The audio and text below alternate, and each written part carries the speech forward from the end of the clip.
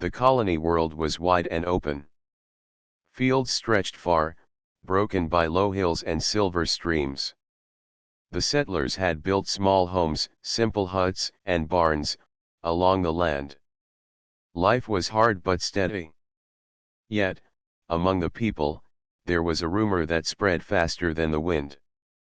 It was about a creature no one had ever seen before.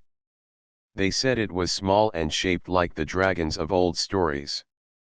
They said it had wings that caught the light like glass, scales that shone, and tiny sparks of fire that left marks on the ground. To most settlers it was nothing but trouble. They called it the wild hatchling. They said it was too strange, too dangerous, and would only bring harm. Myra lived at the edge of the colony. Her home stood near the hills, far from the busy farms. She liked quiet, and she liked walking alone near the streams. When she first heard the rumor, she did not care. She thought it was another tale to pass the time. But one morning, while she carried water from the stream, she noticed movement under the rocks. At first she thought it was only a lizard. She bent low, curious. Then she saw two eyes staring back at her. They were bright gold, unlike any she had ever seen. A small body crept out from under the rock. Wings unfolded, thin and trembling. Myra dropped the water jug in surprise. Before her stood a creature with tiny claws, a thin tail, and a body no bigger than a rabbit. It was the hatchling. Myra's breath caught. The little one looked weak. Its scales were dull, not shining, and its wings shook as if it could barely stand. She stepped back slowly, but the hatchling did not leap or hiss.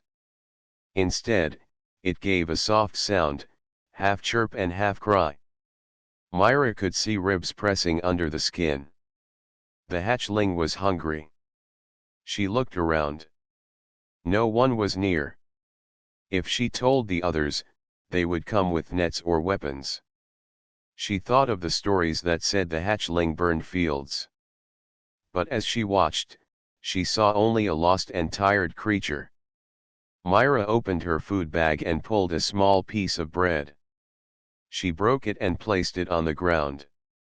The hatchling tilted its head, eyes fixed on her hand. Slowly it crawled closer.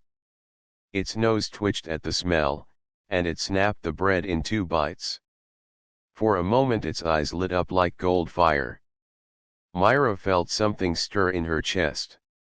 The hatchling gave a soft sound again, this time less like a cry. It stepped closer, but then it froze. A shadow passed over the stream. Myra looked up. A farmer walked along the path with a bundle of wood. If he saw the hatchling, he would raise the alarm. Myra quickly lifted the jug, turned her body, and hid the little one behind her legs. The farmer nodded at her as he walked by. "Stay clear of the hills," he said. "They say the wild thing lives out here." Myra nodded back, silent. When the man was gone, she knelt again. The hatchling had not moved. It simply stared at her with those golden eyes. She whispered, "You are not wild, are you? You are just small and alone." The hatchling blinked once, almost as if it understood. Then it curled on the rock and let out a soft sigh. Myra stayed there a long time, just watching.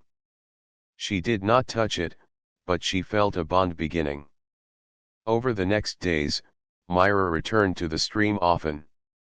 She carried bits of food, sometimes fruit, sometimes grain.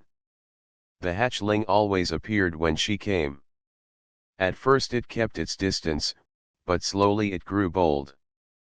It climbed nearer, sometimes even hopping to her side. She learned that it liked sweet fruit more than bread. She learned that it hated loud noise and sudden movements. Every time she saw it, she wondered why others called it wild. She had seen wild beasts before. They attacked, they roared, They showed sharp teeth. This hatchling showed none of that. It only wanted to eat, to rest, and to watch her. But Myra also knew danger would come. The settlers would not believe her. If they found out, they would try to chase or kill it. That thought pressed heavy on her heart. She could not yet bring it home, but she could not leave it forever either. One evening, as the sky turned red with sunset, Myra saw the hatchling do something new. It spread its wings and gave a hard flap. Sparks flew from its mouth, just small, like tiny fireflies. The light danced in the air before fading. Myra gasped in wonder. The hatchling tilted its head at her, almost proud. In that moment she knew. The creature was not a beast to fear. It was something rare and full of mystery. She could not let fear or rumors decide its fate. As the night came, Myra walked back to her home with her heart beating fast. She had found something the colony would never understand. She had found the mini-dragon hatchling, and already, she felt the start of a bond that might change her life. The days passed slowly in the colony. Work never ended for the settlers. Some tended the fields, some cut wood from the far forests, and some dug in the rocky hills for ore. They spoke often of dangers, and the wild hatchling was always part of their words. Men warned their children not to wander near the streams. Women told each other that sparks were seen in the grass. Myra listened but said nothing. She kept her secret close. Every morning she rose before the others, carrying food in a cloth bag. She walked alone to the stream, heart beating with both fear and hope. Each time she wondered if the little creature would still be there. And each time, the hatchling was waiting. It grew braver with her.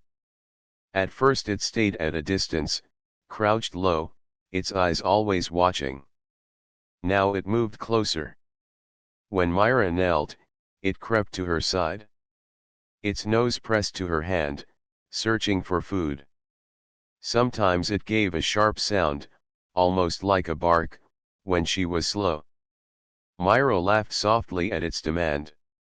She gave it a slice of fruit or a piece of soft bread, and the hatchling ate with quick bites. She named it Rin. The name came to her without thought, simple and short, fitting for the tiny one. She whispered it often, and soon Rin seemed to know. When she called, the hatchling lifted its head. When she said Rin while holding food, it came without fear. The bond was growing. One afternoon Myra sat by the stream longer than usual. She worked with her hands, weaving small ropes from grass. Rin climbed onto a rock beside her. It watched her fingers move. Then it made a sound, almost like a chirp of question. Myra smiled and held the rope to show. Rin tilted its head, confused. After a moment it poked the rope with its nose, then looked at her again. Myra laughed. She spoke softly, as if to a child. "It is only rope. Nothing to fear." That evening, Rin did something that surprised her. When she stood to leave, Rin followed. It hopped from rock to rock, wings open for balance, until it reached the edge of the path. Myra turned. She shook her head gently. "Not yet. They cannot see you." Rin stopped.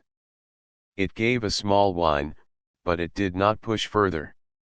It understood in its own way. Myra's heart ached, but she knew it was for the best. If the settlers saw Rin, they would not see a friend. They would see a wild danger. As days turned into weeks, Rin grew stronger. Its scales began to shine faintly when touched by the sun.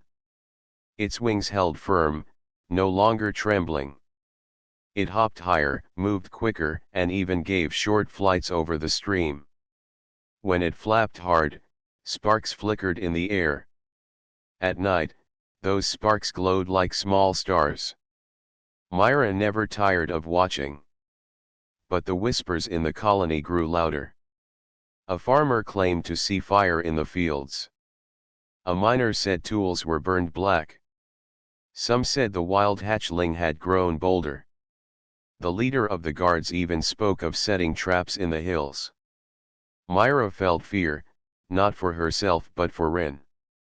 She began to visit at different times so no one would follow her. She hid food under her cloak. When people asked why she walked alone, she only said she liked the quiet. She told no one of Rin. One morning as she reached the stream, she heard voices. She stopped behind the trees. Two men were there, carrying nets. They looked around, muttering about finding the beast. Myra's chest tightened. Rin was close. If it came out now, the men would see. She picked up a stone and threw it far into the bushes. The men turned at the sound and hurried toward it. Myra rushed to the stream. Rin was there, crouched low. She lifted her hands and whispered, "Stay quiet. Stay hidden." Rin looked at her, eyes wide, but it obeyed. The men searched the bushes for a while, then gave up and left. Myra let out a breath she had been holding. She knelt and stroked the air near Rin, not daring to touch but showing her care. "You must be careful. They do not understand you. But I do." That day changed something. Rin grew more attached. It no longer waited for food alone. It stayed near Myra, watching her every move. Sometimes it made soft sounds that felt like words not yet formed. Myra began to believe Rin was more than a creature. It was learning, listening, and perhaps even speaking in its own way. One night Myra sat by her small fire outside her home. She looked at the stars and thought of the stories told long ago, stories of dragons in old Earth myths. She wondered if Rin was like those dragons, or if it was something new, something born of this world. She whispered to the night, "Why did I find you? What are you meant to be?" Behind her, in the shadows, a pair of golden eyes shone. Rin had followed her all the way from the hills. It stepped into the light, wings folded, head low as if shy. Myra gasped softly. She should have been afraid. If anyone saw, if anyone learned, she could be punished. But fear was not what she felt. She felt joy. She reached out her hand. Rin came closer and rested its head against her palm. The bond was no longer fragile.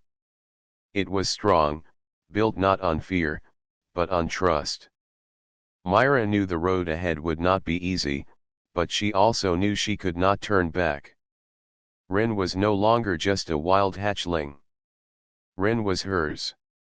The colony was small but restless. Every family worked hard to survive, yet fear spread quicker than crops could grow. Rumors about the wild hatchling moved from one house to another. Farmers said sparks had burned their fields. Miners swore tools were melted in the night. Children whispered about glowing eyes watching from the hills. Myra knew these were lies or mistakes. Rin had never harmed anyone. He stayed close to her, gentle and curious. But the colony did not know this truth. To them, the hatchling was only danger. One morning Myra walked through the market square. People stood in groups, talking in low voices. As she passed, she caught their words. "The beast grows bolder, it will burn our homes if we let it live. The guards must take action soon." Myra kept her head down, but her heart raced. She hurried back to her small home at the edge of the colony.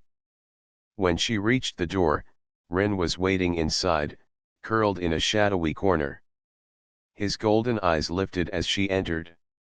Myra placed her hand near him and whispered, "They are planning something. We must be careful." Ren gave a soft chirp, tilting his head. He did not understand the words, but he felt her tone. He stepped closer, resting his nose near her hand. That night, Myra heard heavy boots outside. She peeked through the small window. 3 guards walked past, carrying nets and long poles. They stopped at her gate, talking in low voices. "We think the wild thing hides near these hills," one said. "If we catch it, the colony will rest easy," another replied. Myra's chest tightened. She waited until they left. Then she turned to Ren. He looked up at her, calm but alert. She whispered, "They are hunting you. If they see you, they will take you away. I cannot let that happen." The next morning Myra rose early. She carried food, but instead of walking to the stream, she stayed inside. She spread a blanket in the corner and placed fruit and bread on it. Ren sniffed the food and began to eat. Myra watched him closely. She thought of how small he was, how his wings were still fragile. How could anyone think this gentle creature was a threat, but fear made people blind? Days passed, and the colony's talk grew louder. The leader of the guards called a meeting in the square. Myra stood among the crowd, keeping to the back. The guard leader, a tall man with a stern face, raised his voice. "Friends, we cannot ignore the danger any longer. The wild hatchling is near. It has been seen by many. Sparks have been found in the grass. Marks have been left on wood and stone. This beast may be small now, but it will grow. If we wait, it will become a fire we cannot control." The crowd muttered in agreement. Some shouted for action. A farmer cried out, "It will destroy our fields." Another yelled, "It must be killed before it kills us." Myra clenched her fists. She wanted to speak, to tell them they were wrong, but fear held her voice. If she admitted she knew the hatchling, they might turn against her too. The guard leader raised his hand. "Tonight we set traps in the hills. Tomorrow, we will search the streams. We will find it." The crowd cheered. Myra's heart sank. That evening she returned home quickly. Ren was waiting by the door. She knelt and held his face gently. "They will come for you. I cannot let them find you. You must stay inside, hidden. Promise me." Ren blinked, giving a soft chirp. He nuzzled her hand as if to calm her. Myra hid him in the back room, where shadows were thick. She closed the shutters and placed blankets on the floor. Ren curled there, silent and watchful. She sat beside him, listening to the sound of boots outside as guards walked by. The night felt endless. Every sound made her fear they had found him. But morning came, and Ren was safe. Still, Myra knew this could not last. The colony would not stop until the hatchling was caught or killed. One day, as she walked through the market, she overheard 2 miners. "They say a woman lives near the hills," one said. "She walks alone often. Maybe she has seen the beast." Myra kept her steps steady, but her heart raced. If they suspected her, Ren would be in greater danger. That evening she made a choice. She brought Ren to the back of the house and whispered, "I will protect you. No matter what. You are not wild. You are not a danger. You are my friend." Ren looked at her with shining golden eyes. He spread his wings slightly, then folded them again. It was as if he understood her vow. But the pressure from the colony did not stop. The guards grew restless. Farmers demanded action. Children were kept inside at night. And every whisper of fear pointed toward the hills where Myra lived. One stormy evening, 3 guards came to her door. They knocked hard, their voices sharp. "Myra, have you seen the beast? We know it lives near here." Myra opened the door a crack, keeping her body in the way. She shook her head calmly. "I have seen nothing." The guards searched her face. One narrowed his eyes. "If you see it, you must tell us. It is for the safety of all." Myra nodded. They left, but she knew their suspicion was growing. Inside, Ren crept from the back room, his eyes glowing in the dim light. Myra crouched to him, pressing her forehead near his. "They will not take you. I will not let them." The storm outside raged, but inside, the bond between human and hatchling grew stronger.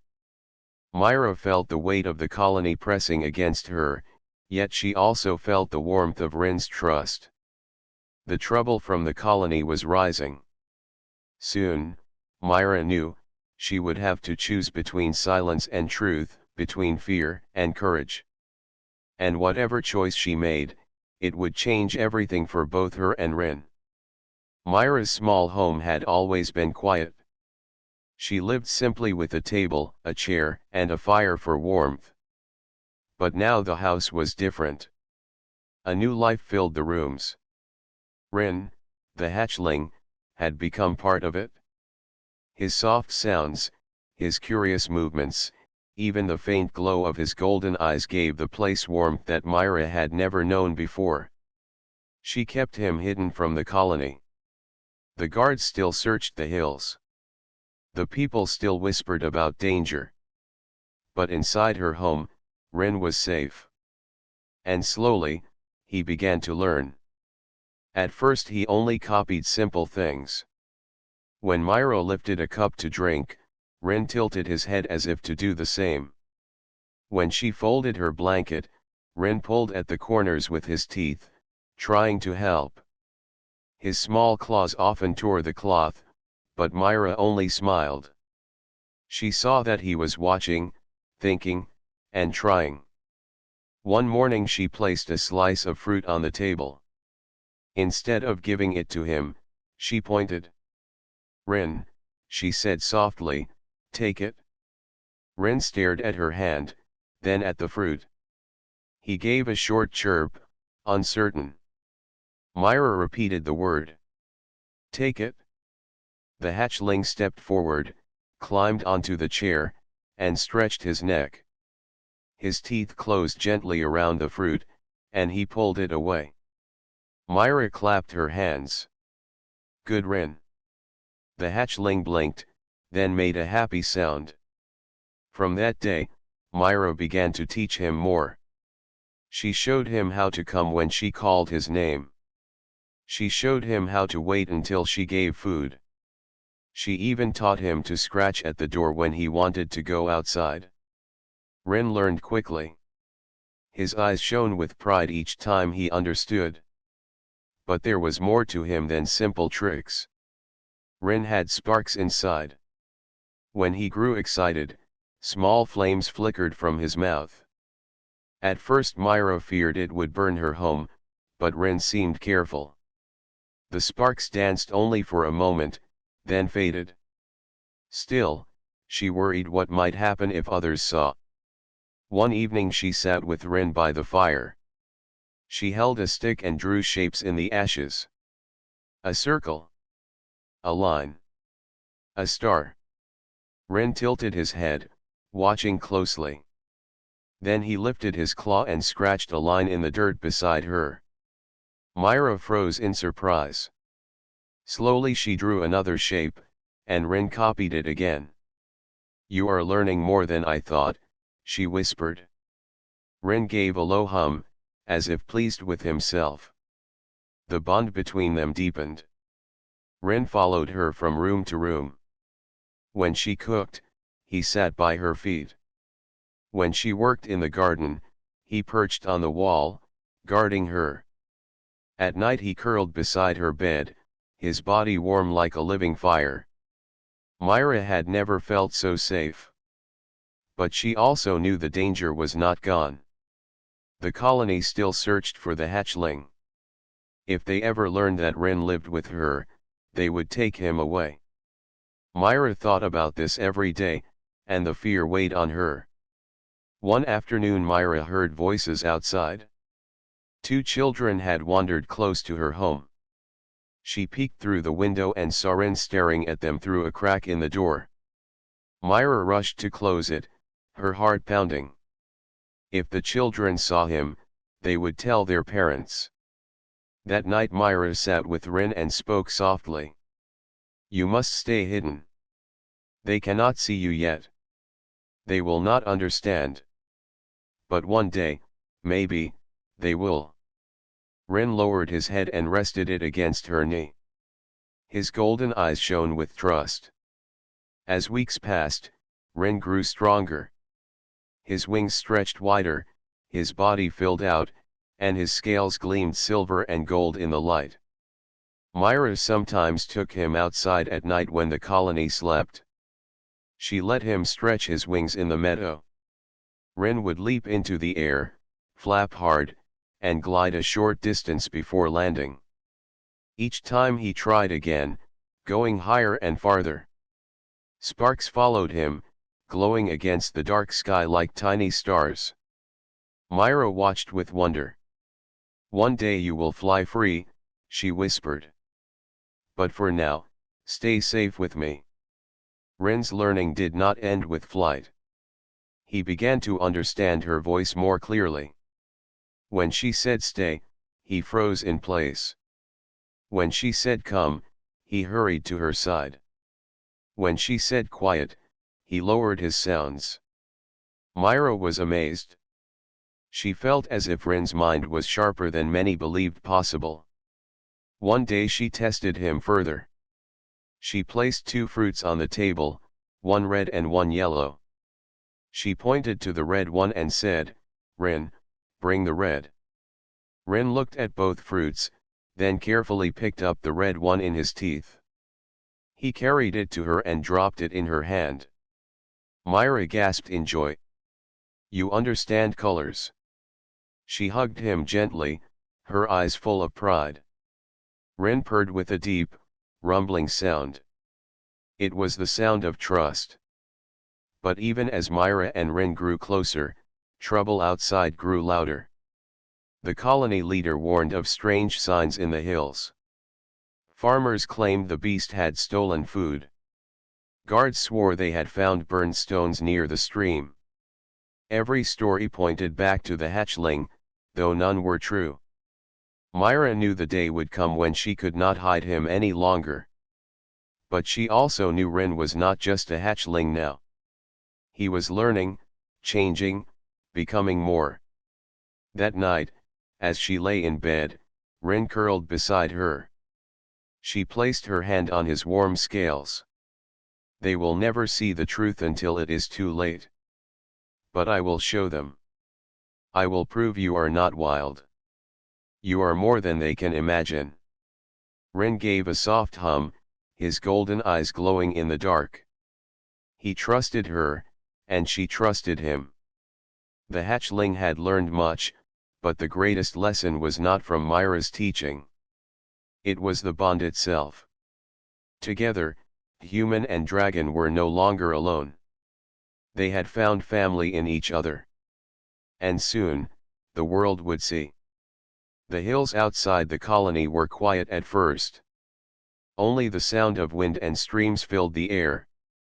But soon, whispers of something greater spread among the settlers. Shadows had been seen in the sky.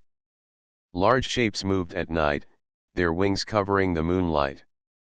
Farmers swore they heard deep cries from the mountains. Myra knew what it meant. Rin was not the only one. Larger dragons lived beyond the hills. They were older, stronger, and far more powerful than her small hatchling. If they were coming closer, it was no accident. They were watching. Rin seemed to sense it too. At night he grew restless. His head lifted suddenly, his golden eyes searching the dark sky. His wings twitched as if he felt a call from far away. Myra held him close. "Stay with me, Ren. Whatever is out there, we will face it together." The colony did not see it that way. Fear grew faster than crops in the fields. In the market, voices rose in anger. "The beast has called more of its kind. They will attack soon. We must strike before they do." The guard leader called another meeting. His voice carried across the square. The wild hatchling was only the beginning. Now the skies hold greater danger. We cannot allow dragons to settle near our homes. We must act with strength. If anyone hides the hatchling, they put us all at risk. The crowd roared in agreement. People looked around with suspicion. Some eyes even turned toward the edge of the colony, where Myra lived. She felt the weight of their stares but kept her face calm. Inside her heart, fear pressed heavy. That evening, Ren curled by the fire, but his body shook. Myra touched his scales gently. "Do you feel them near?" she asked softly. Ren gave a low hum, neither yes nor no, but full of unease. A week later, proof came. The colony woke to the sound of thunder, though the sky was clear. When people rushed outside, they saw shadows gliding above the hills. 4 massive dragons circled, their wings wide as houses. Their cries rolled across the land like storms. The settlers screamed and ran for cover. Some dropped to their knees in fear. Myra stood still, her eyes on the sky. Ren pressed against her leg, his body tense. She whispered, "They are looking for you." The colony was thrown into panic. Guards ran to set fires in the watchtowers. Farmers begged for protection. Children hid in their homes. Every heart beat with dread. By evening, the Council of Elders met. Their decision spread quickly. The hatchling must be found. If it lives, the great dragons will never leave us in peace. The woman who keeps it must come forward. Myra felt her blood run cold. They did not know for certain, but their words cut close to her secret. She returned home, bolting the door behind her. Ren watched her with wide eyes. She knelt before him. "They will blame you for everything. But you are not the cause. You are my family. I will not let them take you." That night the sky lit with fire. The great dragons circled lower, their eyes glowing like molten gold. They did not strike, but their presence shook the colony. People screamed that an attack would come soon. The guards gathered weapons, though none had ever faced a beast so large. Ren moved to the window, wings spreading. Myra caught him quickly. "No, stay inside. If they see you, they may take you away."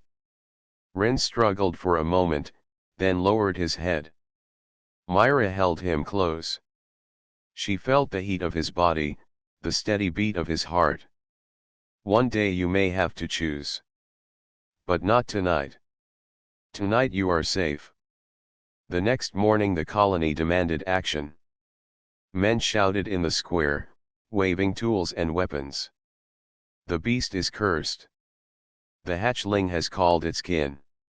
If we do not hand it over, we are doomed." Some pointed toward the hills. A few even whispered Myra's name. She felt the stares wherever she went. Friends she once greeted now avoided her eyes. Children were pulled aside as she passed. She knew the truth was close to being discovered. But Ren's bond with her was too strong. She could not abandon him. Instead, she prepared. She stored food in secret places. She found hiding spots near the stream and in the woods. She taught Ren to stay quiet when she whispered the word. She trained him to crawl under the floorboards when danger came. Ren learned quickly, his eyes bright with trust. He did not fully understand the threat, but he knew Myra's voice, and he obeyed. Still, the pressure grew. Every day the dragons circled closer. Every night the colony shook with fear. The guards sharpened weapons, though many doubted iron could harm a dragon. Farmers began to leave their fields at night, refusing to work near the hills. Even the council's words grew darker. Finally, one elder stood before the people. If the hatchling is hidden among us, its keeper must speak now. If not, we will search every home. Myra felt her heart twist. She returned to her house and looked at Ren. He tilted his head, sensing her worry. She stroked his scales. They may come here. They may search. But you must trust me. I will keep you safe. That night, Ren surprised her. He stepped to the window, looking out at the circling shapes. He spread his wings and gave a sharp call, high and clear. The sound echoed through the valley. The larger dragons slowed, turning their heads as if to listen. Myra froze. Ren, what are you doing? The great dragons gave a low cry in return, a sound that shook the ground. Ren chirped again, his body trembling with both fear and courage. Myra pulled him close. Not yet. Please, not yet. The sky grew silent again, but Myra knew the truth. The larger dragons had heard him. They would come soon. The rising threat was no longer just rumor. It was real, and it was near. Ren was at the center of it, and Myra stood beside him. Whatever storm was coming, they would face it together. The morning air was crisp and quiet, but Myra knew it was only a calm before the storm. The colony was restless. The great dragons still circled above the hills, their large wings casting shadows over the fields. Farmers moved cautiously, watching the sky, afraid that sparks might fall. Children stayed near their homes, peeking at the distant hills with wide eyes.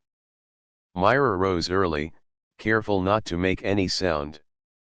Ren was already awake, his golden eyes glowing softly in the dim light.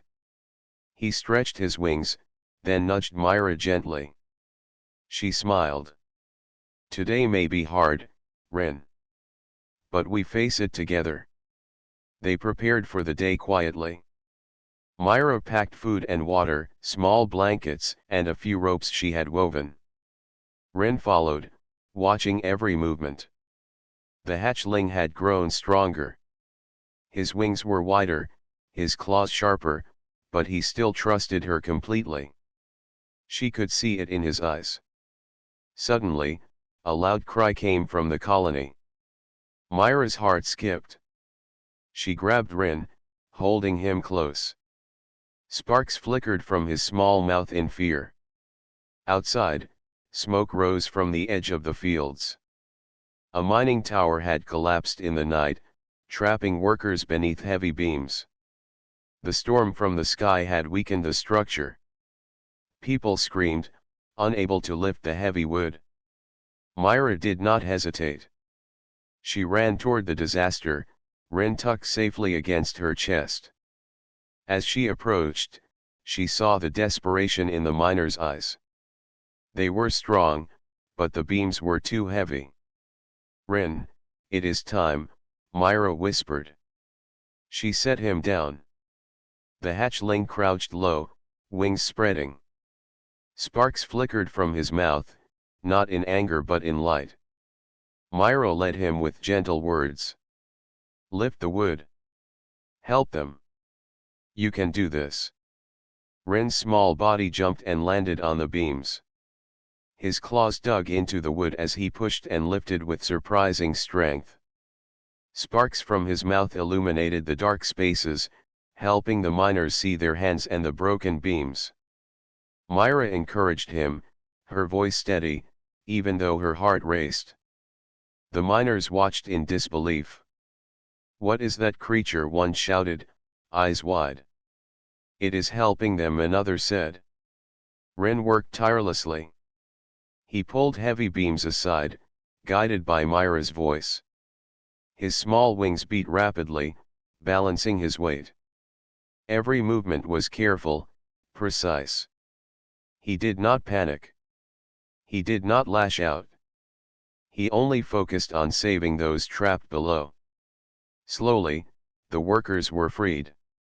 Their faces were streaked with dust and sweat, but they were alive.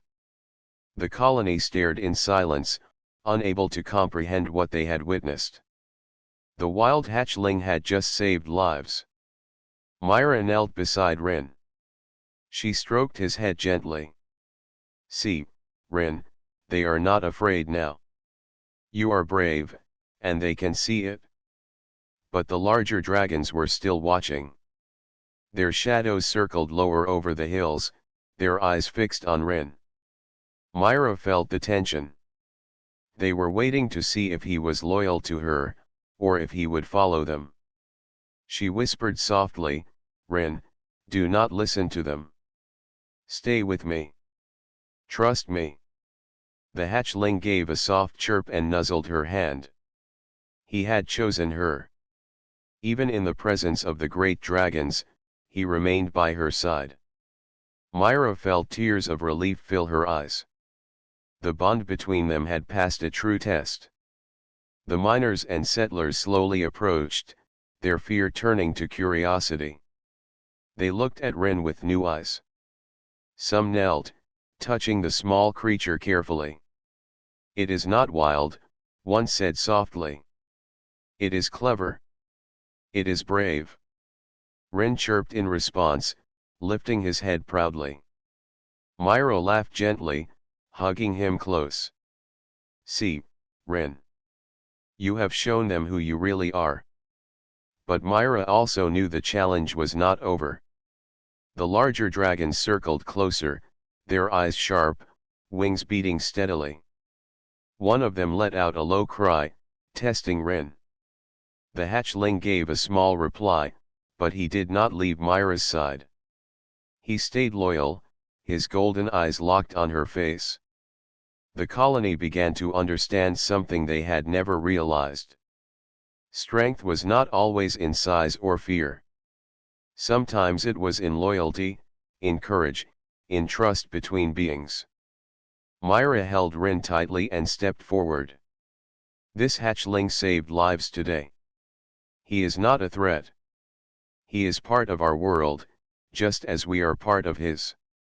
Some settlers nodded, still hesitant but willing to believe.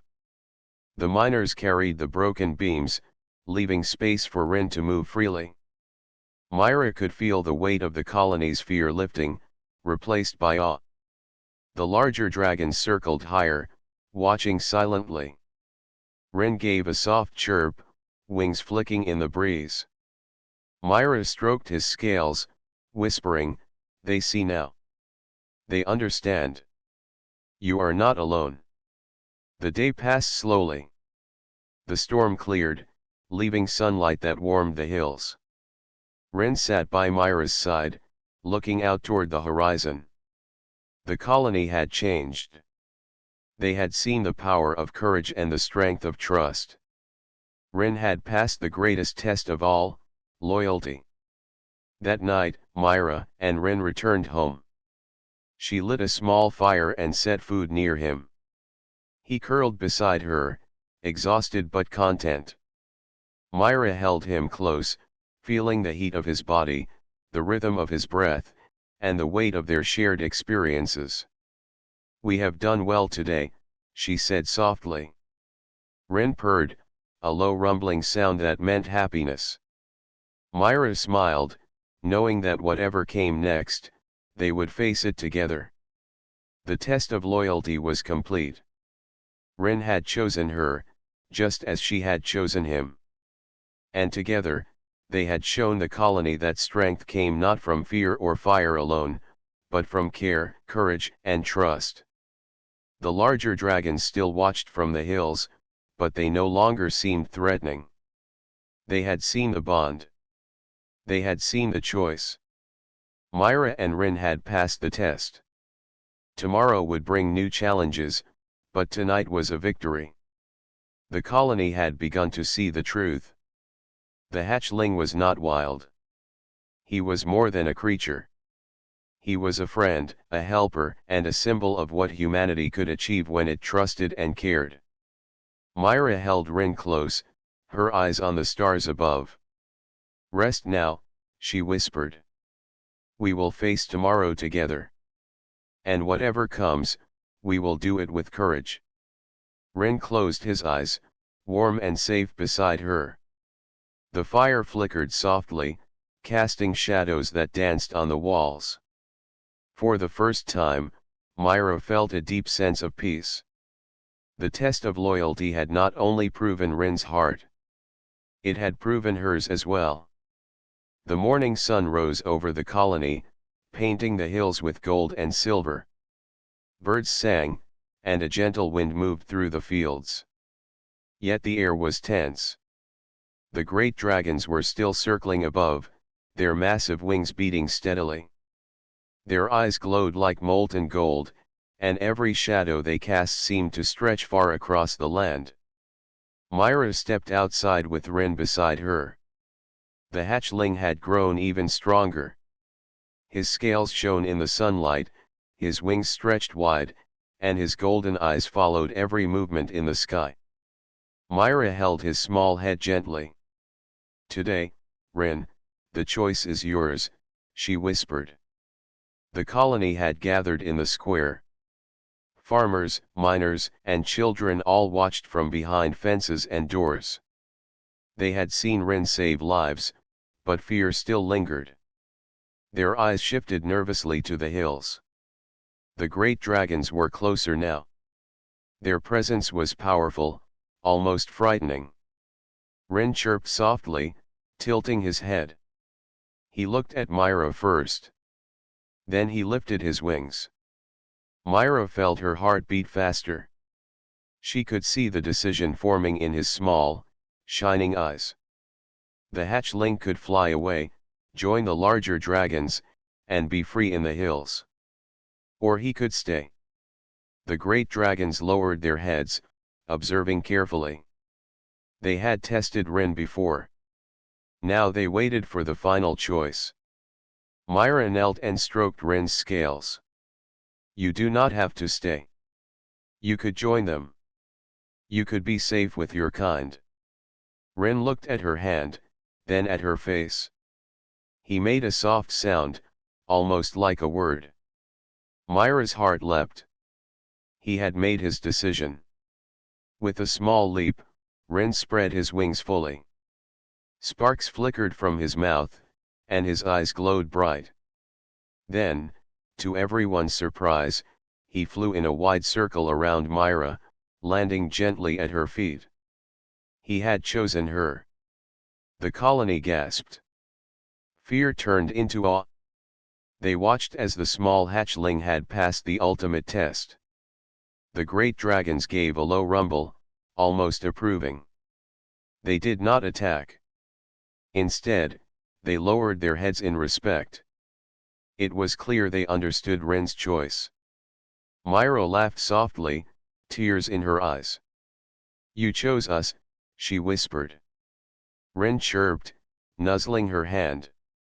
She felt the warmth of his tiny body, the steady rhythm of his heart. He was no longer just a hatchling. He was part of the colony now, part of her life, and part of the story they would all remember. The great dragons circled once more, then flew back toward the hills. Their eyes remained on Rin for a long moment before they disappeared over the ridge.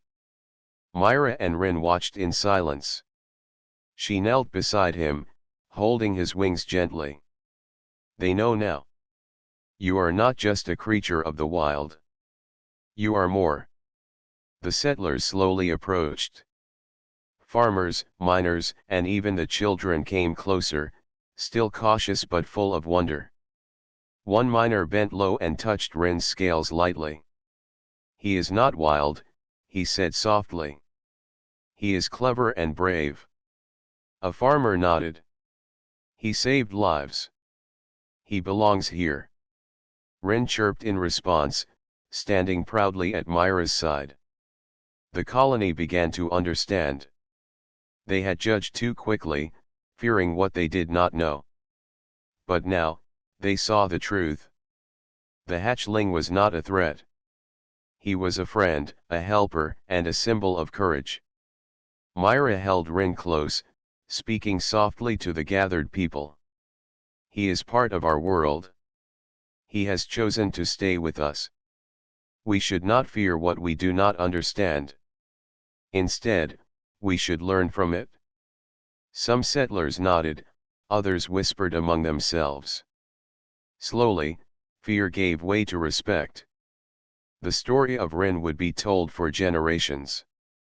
A small hatchling had changed their minds and hearts. That evening, Myra and Wren returned home. The fields were quiet, and the hills glowed softly in the setting sun.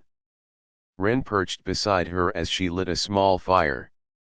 Sparks flickered from his mouth, gentle and warm.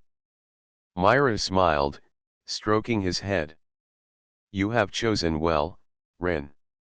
You have shown them what courage and trust can do.